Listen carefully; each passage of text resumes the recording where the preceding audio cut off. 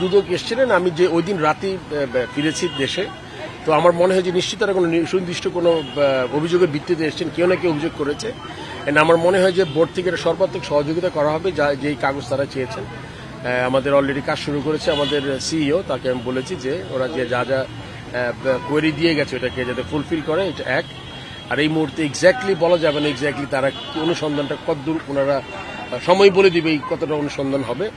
আর আপনারা যে জিনিসটা বলেছেন, আপনি দেখবেন যে অ্যাটলিস্ট আমরা এবার এই পাতানো খেলাটা third division, second division, first ডিভিশনে মানে সিগনিফিকেন্টলি কমেছে। আর এটা কিন্তু একবার বন্ধ হয়ে যায়নি, কেননা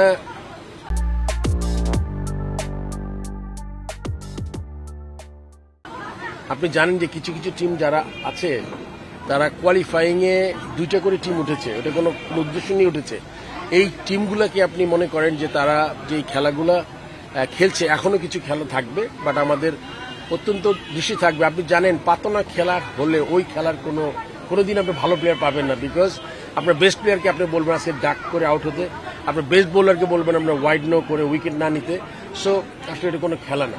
সো এইটা আমরা চেষ্টা করবো যাতে আমরা এটা সময় লাগবে আমাদের, খুব জরুরি। আমরা এটা একটা কমিটি, আমার মনে টেকনিক্যাল কমিটি একটা কমিটি আছে, আমি এসছি 2-3 দিন হয়েছে। তো এর মধ্যে আমরা চেষ্টা করবো এটার একটা ইনভেস্টিগেশন করে, যেটা হয় যদি ইনভেস্টিগেশনে কিছু পাওয়া যায় ডেফিনেটলি শাস্তির ব্যবস্থা করবো আমরা।